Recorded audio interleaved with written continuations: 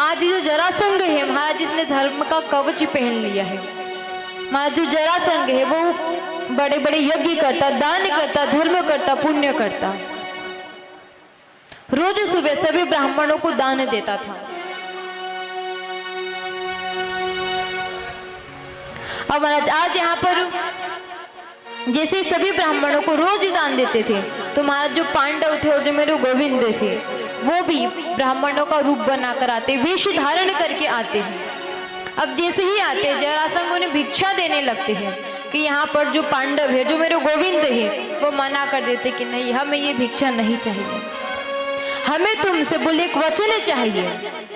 महाराज जैसे कहा तो आज यहाँ पर जो जरासंध है वो कहता है ठीक है, बोले ज्यादा से ज्यादा तुम क्या मांगोगे, मुझसे मेरा राजपाट मांग लोगे? तो बोले मुझे अपनी सेना के ऊपर इतना भरोसा है, इतना विश्वास है कि मैं युद्ध करके, आक्रमण करके वापस से अपना राजपाट तुमसे ले लूंगा। अब महाराज जैसे ही कहा तो आज यहाँ पर जो अर्जुन है वो पीछे से बोले पड़ते हैं कि जितना ये कह रहे हैं केवल उतना ही करो।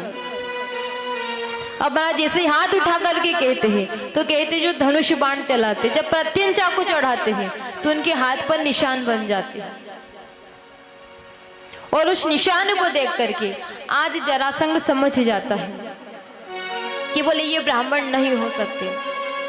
और आज यहाँ पर जो जरासंध है वो कहता है कि तुम ब्राह्मण नहीं हो, तुम कौन हो, अपने असली रूप में आओ। तब आज यहाँ पर पांडव और मेरे गोविंद अपने असली रूप में आते हैं। जैसे ही असली रूप में आते हैं तो जरासंध कहता है कि कृष्ण तुम्हारी आदत है, तुम हर कार्य टेढ़ा करते हो। बोले अगर तुम्हें युद्ध करना था तो तुम सीधे सीधे आकर के कह देते। लेकिन आज यहाँ पर जो जरासंध है वो कहता है कि मुझे नहीं लगता कि भीम के अलावा और कोई मुझसे युद्ध कर सकता है। और महाराज जो मेरे गोविंद है वो कहते कि मैं चाहता भी नहीं कि तू मेरे साथ में युद्ध करे, क्योंकि अगर मेरे साथ युद्ध होगा तो मेरे धाम की प्राप्ति होगी। तो महाराज यहाँ पर कहते जरासंध और भीम दोनों के बीच में युद्ध होता है, और जो युद्ध है महाराज कई दिनों तक, 28 दिनों तक चलता है। और महाराज जब 28 दिनों तक युद्ध चलता है, जरासंध की मृत्यु नहीं हो रही है, तब मल्ल युद्ध किया जाता है। और यहाँ पर जो मेरे गोविंद है वो भीम से कहते हैं कि बोले कल के युद्ध में तू मेरी तरफ नजर रखना, मैं कुछ इशारे करूंगा।